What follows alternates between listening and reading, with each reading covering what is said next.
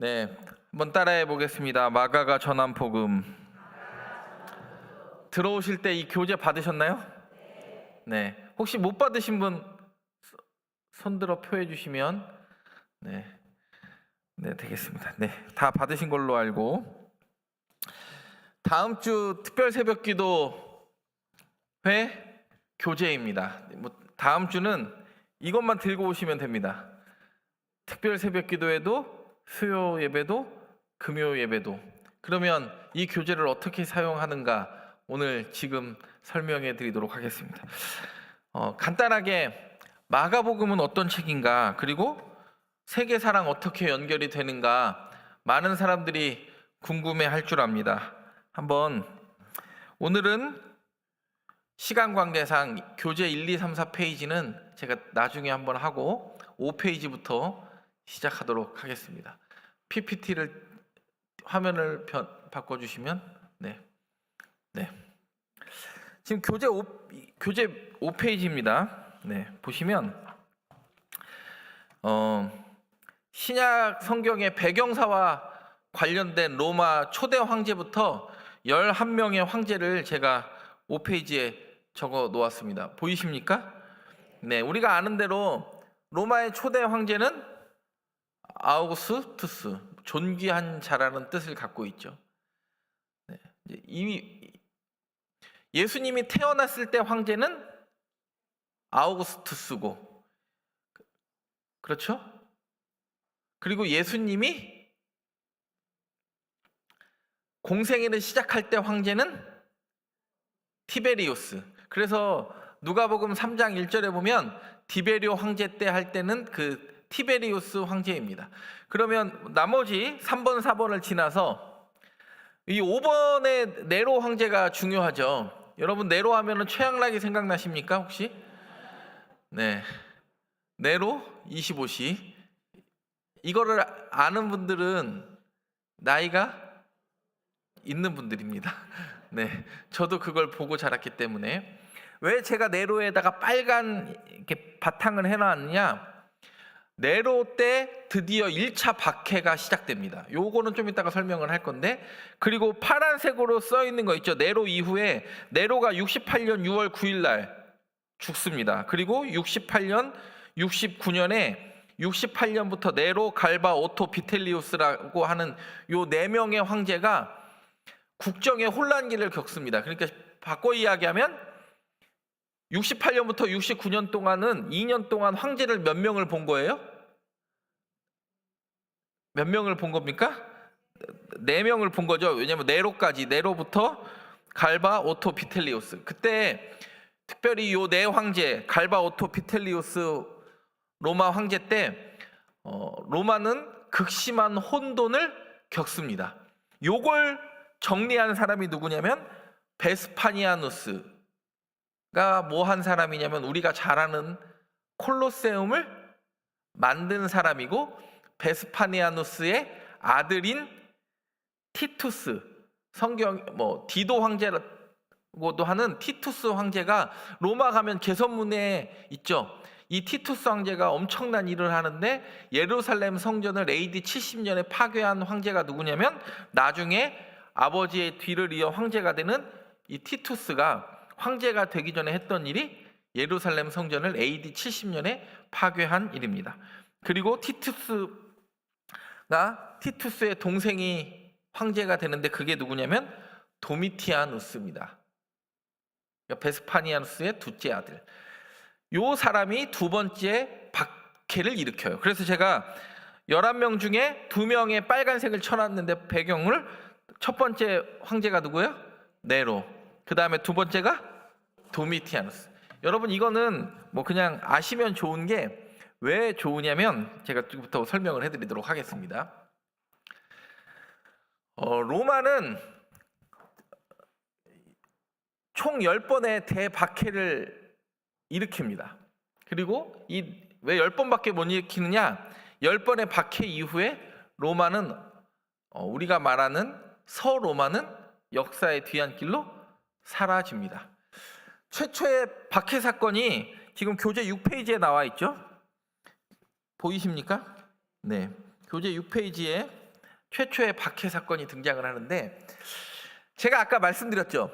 네로 이후에 3명의 황제가 68년, 69년에 한 번에 2년 동안 4명, 네로부터 4명이 바뀐다. 국정이 혼란스러웠다. 왜 이런 일이 발생하는가?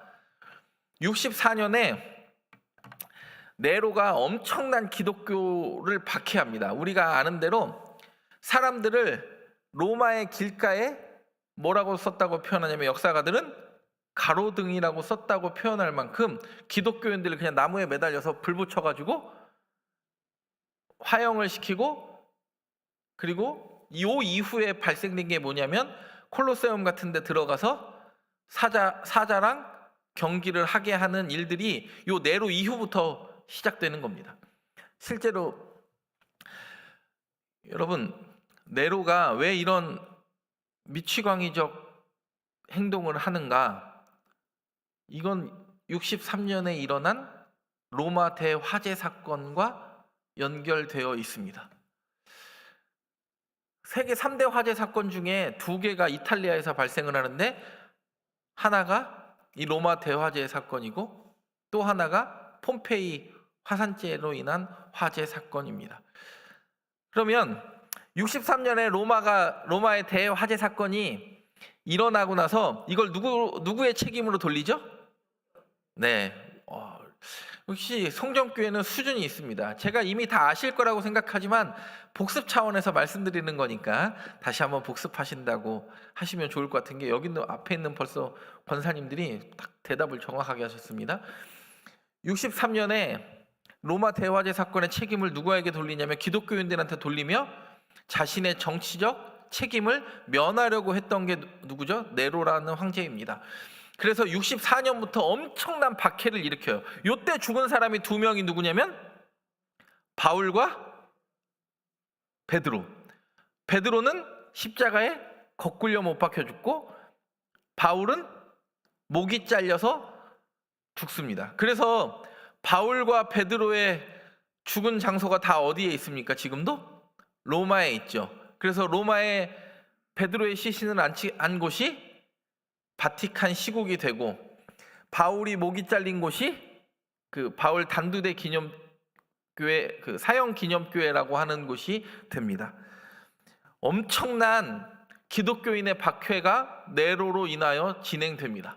그리고 2번째 박해가 누굽니까? 도미티아누스. 2번째 박해가 드디어 도미티아누스. 아까 로마의 몇 번째 황제? 11번째 황제였던 도미티아누스 황제 때 로마와 소아시아 지방 전역에 걸친 박해를 실시합니다. 근데 요때 중요한 사건 하나가 등장하는데, 요때 사도 요한이 어디로 유배 가냐면 박해 때문에 반모섬으로 유배 가서 쓴 책이 요한 계시록입니다. 오늘 공부 안 하고 그냥 집에 가도 될 것 같은데요. 이미 다 알고 계셔가지고. 그리고 나머지는 이제 역사 속에서 등장하는 이야기들입니다. 그리고 우리가 신약이랑 직접적으로 연결된 2가지의 박해가, 첫 번째는 네로의 박해, 2번째는 도미티아누스의 박해입니다. 제가 이 얘기를 왜 하느냐? 마가복음을 설명하기 위해서 그렇습니다. 그래서 이제 집에 가서 읽어보시면 되는데, 마가복음은 혹시 오늘 제 이 성경 공부를 듣다가 요 PPT 화면을 갖고 싶으신 분들은 저한테 카톡을 보내주시면, 목사님 보내주세요, 이렇게 카톡, 제 번호 아시죠? 다 010-3286-0691 네, 제 카톡을 주시면 제가 PPT 화면은 그대로 보내드릴 테니까 사진 안 찍으셔도 제가 파일 그대로 보내드리겠습니다. 왜 복음서에서 보면 왜 공간복음, 마태, 마가, 누가를 공간복음이라고 하고 마가를 제일 먼저 쓰여졌는가? 그래서 요 구조를 보면 되는데, 요 사진은, 요 그림은 많이 보셨을 것 같은데, 마태복음은 뭘로 오신 메시아? 왕으로. 마가복음은 종으로 오신 메시아. 누가복음은 인간으로 오신 메시아고, 요한복음은 하나님, 곧 신으로 오신 예수님이에요. 이걸 어떻게 보면 알 수 있는가? 마태복음은 왕으로 왔기 때문에, 여러분, 왕은 족보가 필요해요, 필요해요? 그렇죠. 왜요? 왕의 정통성이 있기 때문에 아브라함부터 다윗까지, 다윗부터 바벨론 포로기까지, 바벨론 포로기부터 예수님까지 14대로 3으로 끊어요. 그러니까 완벽한, 다윗과 같은 완벽한 사람이 왔다. 이 14대로 끊는 것도 의미가 있습니다. 남유다 왕이 20명인데 어떻게 다윗부터 바벨론 포로기까지 14대로 끊깁니까? 이게 굉장히 편집된 족보라는 걸 말해주는 거예요. 왜 14대냐면, 제가 지금 말해도 내년에 꼭 기억하시기 바랍니다. 왜냐면 올해는 마가복음을 중심으로 나가고, 이게 복음서 쓰여지는 순서대로 제가 사순절 기간을 보내려고 해요. 올해는 제가 사순절 중간에 왔기 때문에 마가복음을 너무 스피드하게 나가는데, 마가복음, 내년에는 마태복음, 그 다음에 누가복음, 요한복음 이렇게 나가려고 하는데, 마태복음은 보면 왕은 오셨기 때문에 족보가 위에서부터 아래로 내려오고, 14대를 왜 3으로 끊냐? 3은 완전수고, 그러면 왜 12가 아니로 어차피 편집된 족보라면 14로 끊는가? 14는 히브리어 게마트리아로 보면 14는 누구를 상징하냐면, 누구를 상징할까요 혹시? 누구의 자손이에요 다윗은? 죄송합니다. 예수님은 누구의 자손이에요? 다윗의 자손, 예수여라고 그러잖아요. 그게 14로 표현되는 겁니다. 영어로 다윗을 다비드라고 하는데, 데이빗이라고도 하는데, 히브리어는 모음이 없으니까 디귿, 비읍, 디귿을 쓰면 저 사람이 누구라고 알죠? 다윗이라고 히브리인들은 알았어요. 근데 아라비아 숫자가 개발되기 전에 히브리어 자음에는 숫자가 부여되는데, 우리로 말하면 디귿에는 숫자 4, 비읍에는 숫자 6, 디귿에는 숫자 4. 그러면 합치면 14. 그러니까 이게 14대로 3으로 끊는 이유가, 다윗과 같은 3으로 완벽한, 혈통적으로도 부족함이 없는 메시아가 왔다라는 걸 마태복음은 설명하려고 그렇게 족보를 쓰는 거예요. 제가 나중에 왜 어떻게 왕을 오셨는가는 내년에 설명할 거니까 너무 걱정하지 마시고, 오늘은 뭘 중심으로 설명을 해야 될까요? 제가 그러면, 그렇죠, 종으로 오신 예수 그리스도. 그러면 바꿔 이야기하면, 종은 족보 필요해요, 안 해요? 종이 족보가 뭐가 필요해요? 종은 족보가 필요 없어요. 그래서 예수님의 어린 시절이 나와요, 안 나와요? 안 나와요.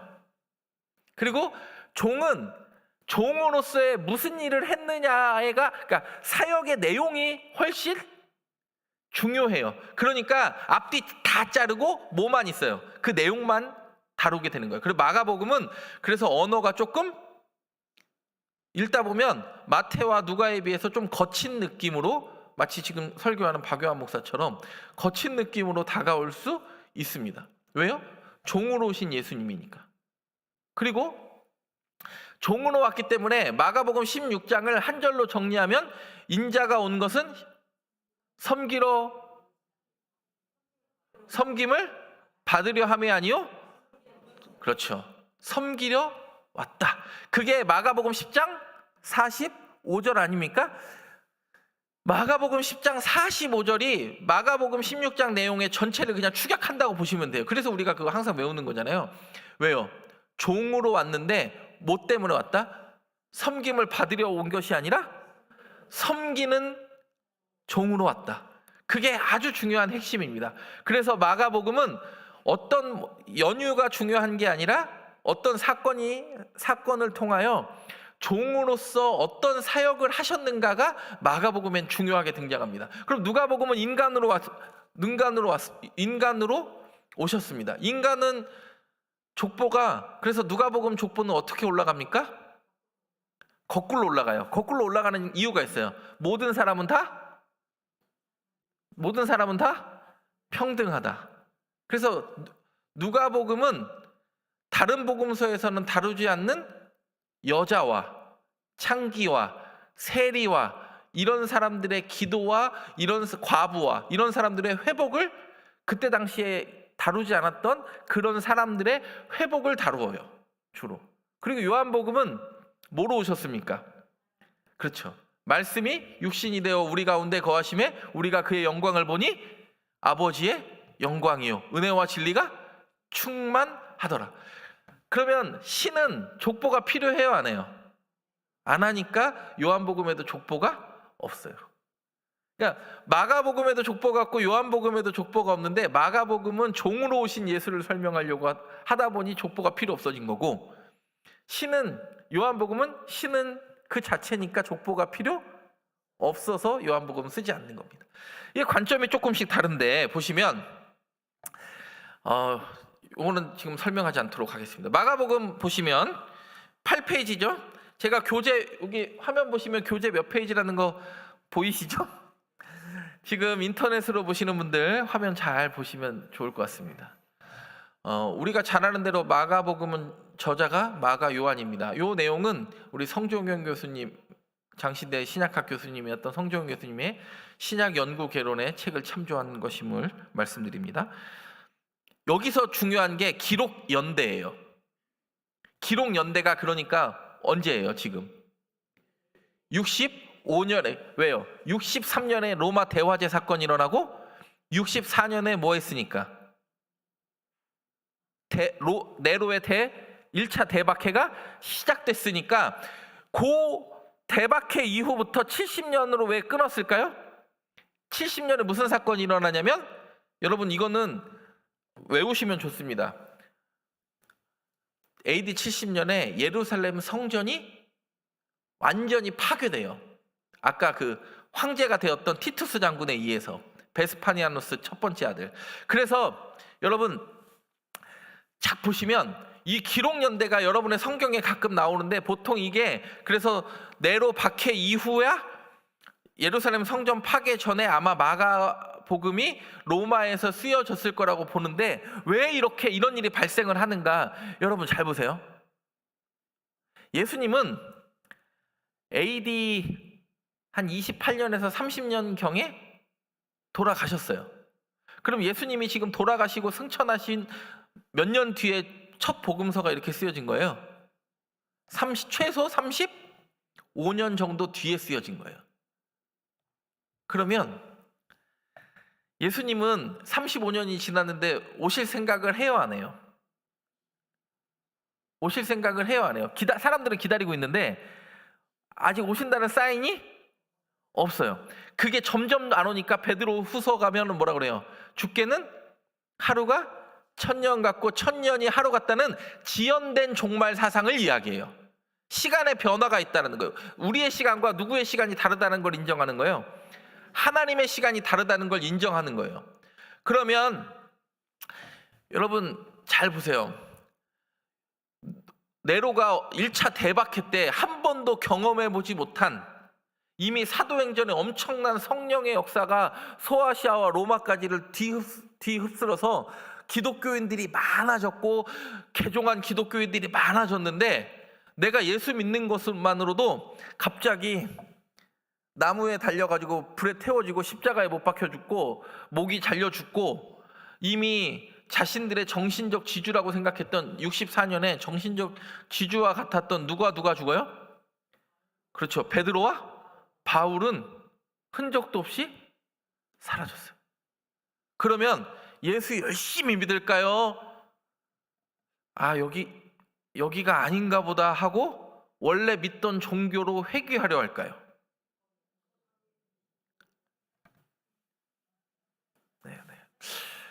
오늘 제가 여러분들과 이렇게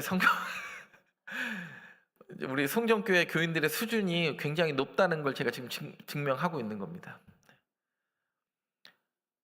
엄청난 박해가 눈에 보이니까 더 열심히 믿는 게 아니라 신앙이 점점 두려워지고 숨게 돼요. 우리가 코로나 때도 겪었죠. 그리고 비록 3개월이지만 담임 목사 없는 3개월 평안하셨죠. 네, 더 열심히 내고 싶은 마음이 생겼죠. 근데 사실 그런 일들이 잘 발생하지 않아요. 신앙은 점점 약화되어 가고, 그리고 기독교에서 원래 믿었던 유대교나 로마는 원래 다신교니까 원래 종교로 다 회귀하는 거예요. 왜요?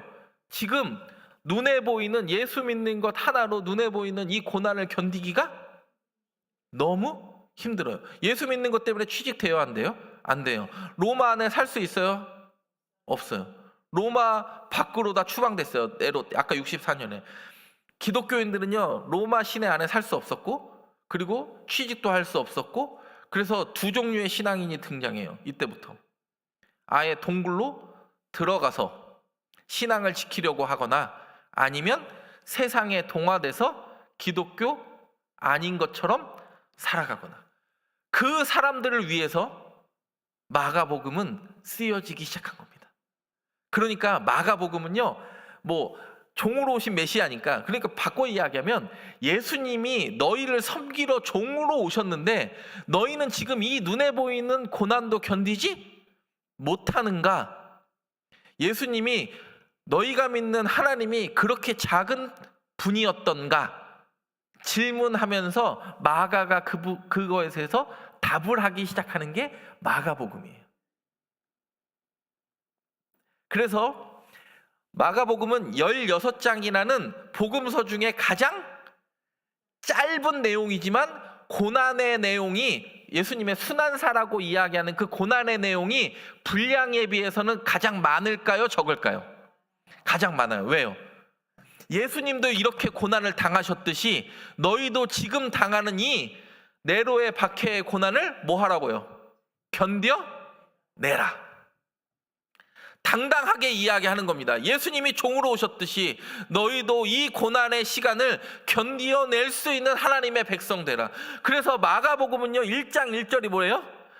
하나님의 아들 예수 그리스도의 복음의 시작이라. 마가가요 딱 한 번 자기의 생각을 이야기하는데 그게 1장 1절이에요. 예수님은 부인할 수 없는 하나님의 아들이다. 왜요? 이때 당시에 뭐가 시작되죠? 황제 숭배가 시작돼요.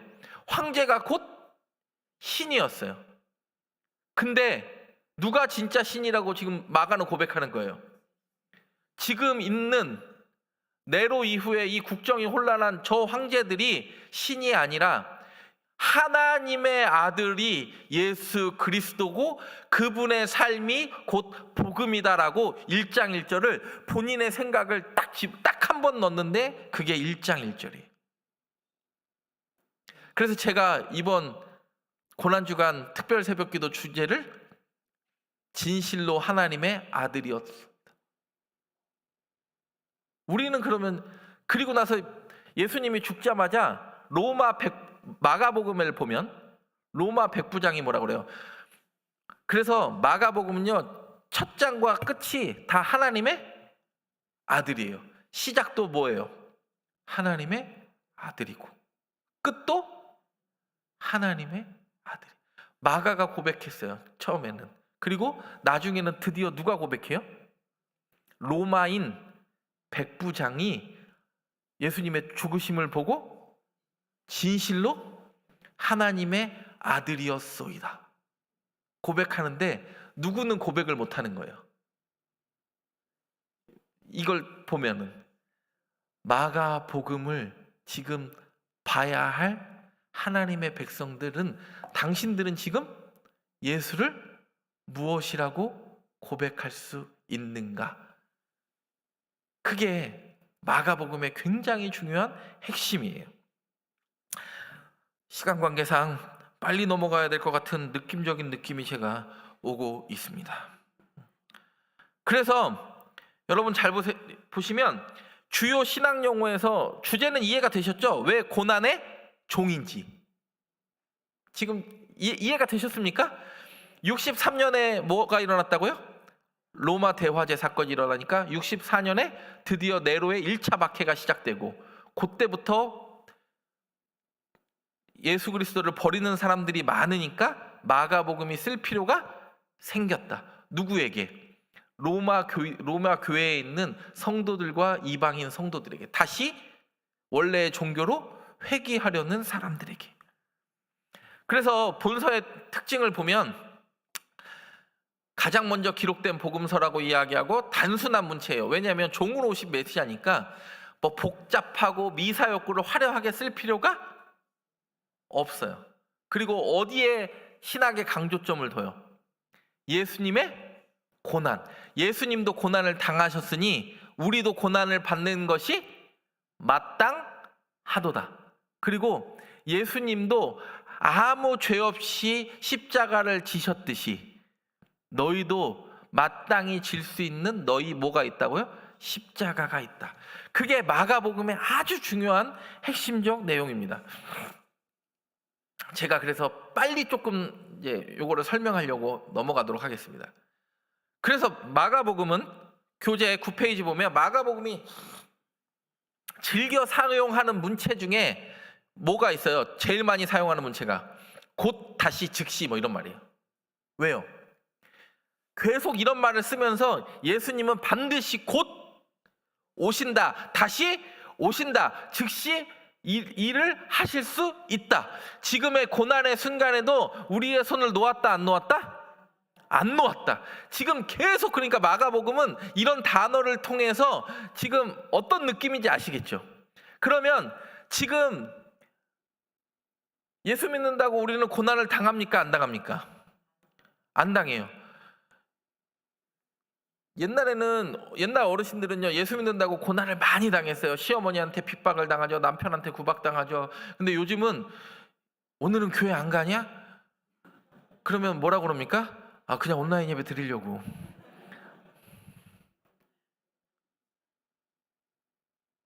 고난이 없는 고난의 시기를 겪습니다. 고난은 없는데 어떤 고난을 겪어요? 내가 하나님이 진짜 믿어지지 않는 고난을 겪어요.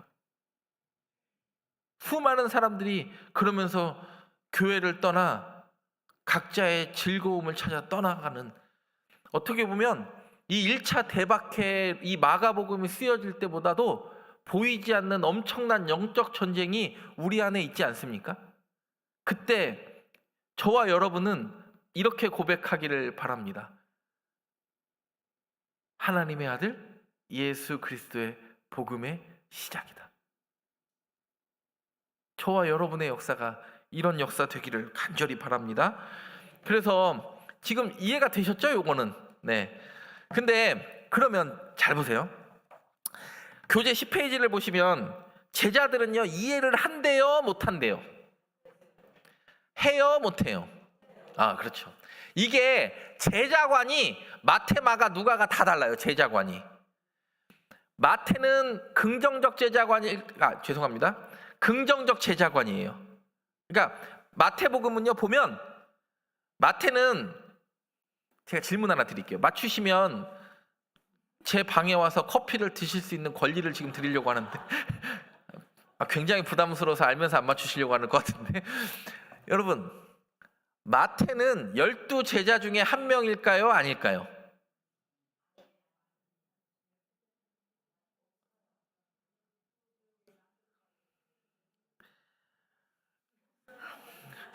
그러니까 레위라 하는 마태라고 보면 12 같이 다녔던 사도 중에 한 사람이라고 보는 게 맞죠.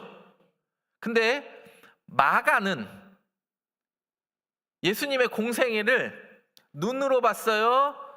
베드로를 통해서 봤어요? 정답을 말씀드리잖아요. 누굴 통해서 봤죠? 베드로를 통해서 보잖아요. 마가는 원래 이방인이었고 바나바의 사촌이었고, 그래가지고 구부로 살다가 베드로 만나가지고 듣지 않습니까? 마가, 요한 나중에 이제 사랑도 회복하는데, 그러면 마태는 제자들에 대해서 부정적으로 쓸까요, 안 쓸까요? 본인도 제자인데. 그렇죠. 그러니까 처음에는 못 깨달았다가 어느 순간 되면 다 깨닫는 게 마태예요. 왜? 나도 그랬으니까. 마태 입장에서는. 마가는 달라요. 지금 제자들을 보면 마태는 요 사건 보면요, 다 깨달아요. 나중에 믿음이 없는 게 아니라 믿음이 적어서 아직 싹 틔우지 못한 건 마태복음이고, 아예 믿음이 없다고 선포하는 건 마가복음이에요. 마가는 어떤 느낌이냐면 자기는 원래 제자도 아니었어요. 근데 지금의 이 고난에 이 네로의 박해를 견디어내는 사람이 된 거예요. 그래 너 얼마나 감사해요. 그러니까 너도 같이 견디어내자라고 초청을 하는 거잖아요.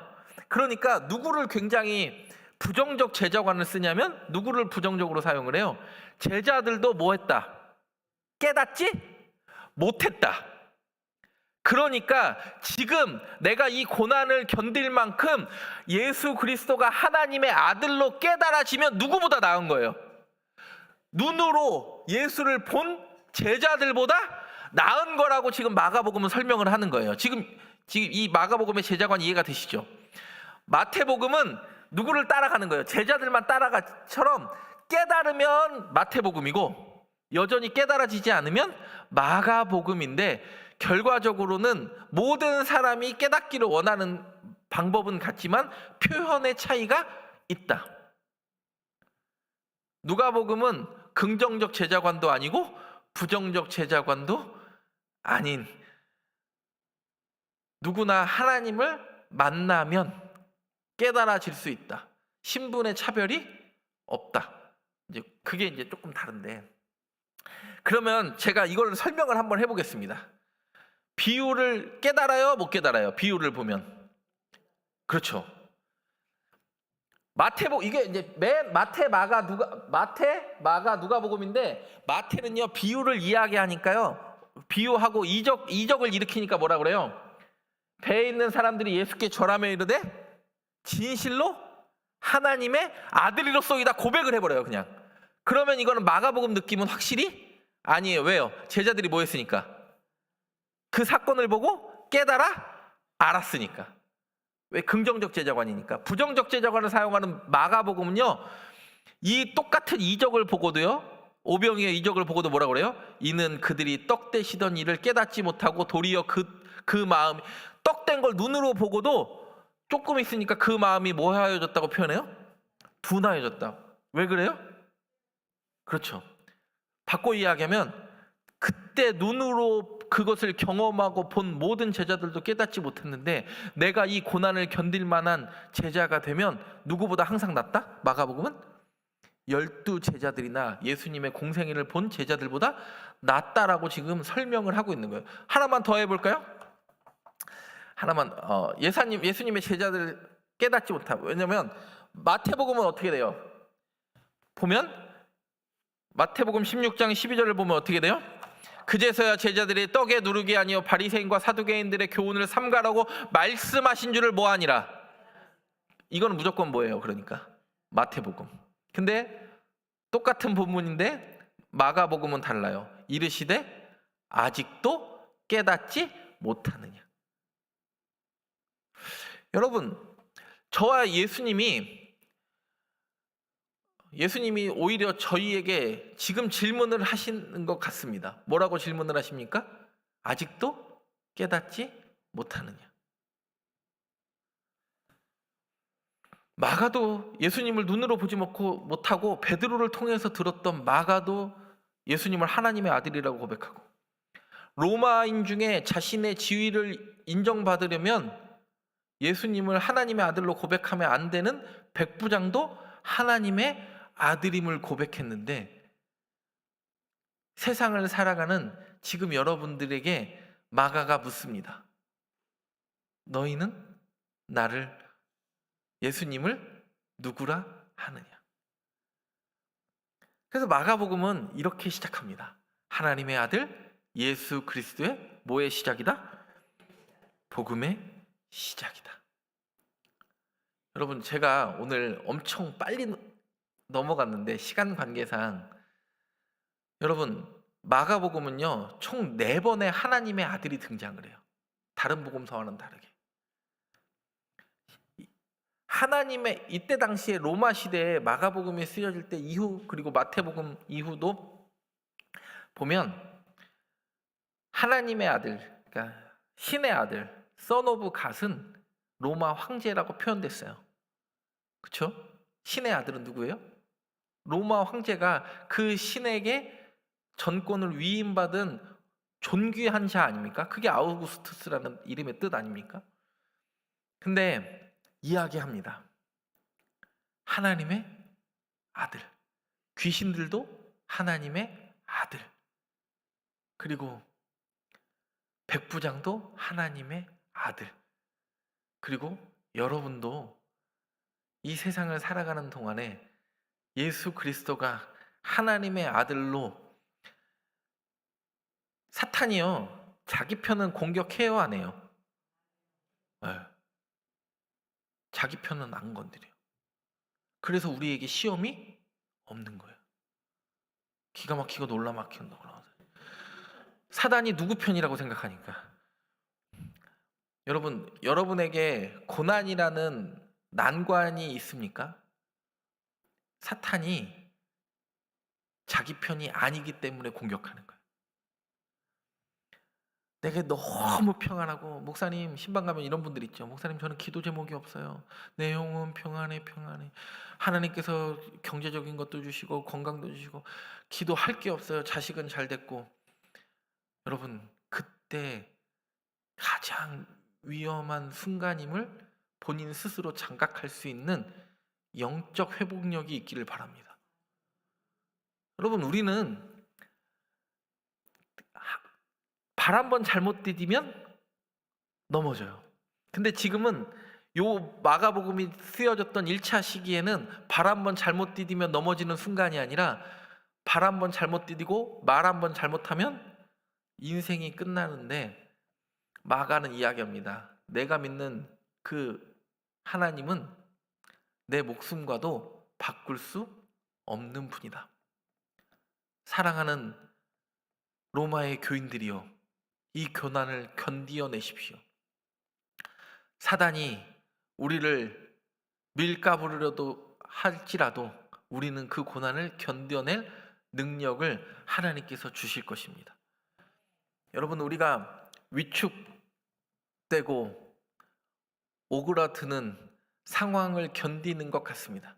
그러나 하나님께서 저와 여러분에게 그런 지혜 주시기를 간절히 바랍니다. 그리고 나서 또 한 번의 질문을 하면 제가 이거 하나만 하고 마치려고 합니다. 예수님이 시험 사건 있죠. 마가는, 여러분, 예수님이 떡, 성전, 산꼭대기, 이거는요 마태복음이에요. 떡, 산꼭대기, 성전은 누가복음이에요. 그 마태와 누가가 그 두 번째, 세 번째 시험의 내용도 바뀌어 있어요. 그건 나중에 마태와 누가가 무엇을 최종적인 권력으로 보는지가 그 세 번째 시험에 나와 있는 거고, 그러면 마가복음은 예수님의 시험의 내용이 들어가 있을까요? 없을까요? 없어요. 뭐 떡 바꿨다, 성전을 꼭, 왜요? 왜 마가복음은 그런 내용이 없을까요? 필요가 없어요. 예수님은 시험의 내용이 중요한 게 아니라 마가복음 입장에서는 뭐가 중요한 거예요?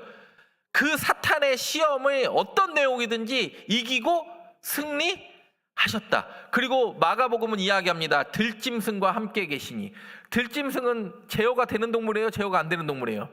제어가 안 되는 동물이 신인 줄 알고 제어할 수 있는 그 능력 많으신 하나님의 아들이 나를 위하여 섬기러 오셨는데 내가 하지 못할 것이 무엇이 있는가? 그게 마가복음의 시험의 이야기예요. 마가복음은 모든 관점이 다 이래요. 지금 제 말이 너무 빨리 제가 지금 설명을 해드려서 이해가 되셨는지는 모르겠는데, 여러분 자세한 내용을 알고 싶으시면 다음 주 고난주간 특별 새벽 기도회로 여러분을 초청합니다. 나머지 교제의 내용을 다음 주 한 주 동안, 그리고 다음 주 수요일과 금요일, 그리고 월, 화, 수, 목, 금 새벽 기도회를 통하여 마가복음을 통하여 마가가 전한 복음, 마가복음을 따라 걷는 예수님의 길은 무엇인가 우리가 함께 고민해 보기를 원합니다. 그래서 제가 지난주에 연동교회를 3월 30일 날 사임하고 한 주 동안 금요일날 이사 준비도 못하고 제가 목요일까지 이 교재를 열심히 편집하고 만들었다는 것 아닙니까? 오늘 배달됐습니다. 여러분 따끈따끈한 겁니다. 중요한 사실 하나는 안 오신 분들은 안 드려요. 200권만 찍었습니다. 예상 관계상. 그래서 오신 분들만 드리는데 여러분 이런 것들이 쌓이면 어떤 여러분들의 자녀들이 혹시 과연 예수님은 역사적 예수로 존재하는가? 왜 마가복음과 마태복음과 누가복음의 내용은 똑같은 예수를 봤는데 다른가? 이야기할 때 한 텀씩만 돌면 마가복음은 너무 긴박한 그 고난 가운데, 마태복음은 왜 쓰여졌을까요? 뭐가 없어져서 쓰여졌을까요? 예루살렘 성전이 AD 70년에 무너졌으니까 유대인들의 심리적 마지노선은 뭐예요? 예루살렘 성전이에요. 근데 그게 무너졌어요. 그래서 그 성전보다 더 크신 일을 이야기하는 게 마태복음이에요. 그러니까 마태복음은 AD 70년 이후에 쓰여졌겠죠. 사랑하는 송정의 성도 여러분, 예수 그리스도는 하나님의 아들이시고 우리가 입술로 고백할 뿐만 아니라 저와 여러분의 삶 가운데 고백하는 마가가 전한 복음이 저와 여러분의 복음 되기를 간절히 바랍니다. 하나님의 아들 예수 그리스도의 복음의 시작이라 저와 여러분의 인생의 시작되기를 간절히 바랍니다. 찬송가 하겠습니다. 찬송가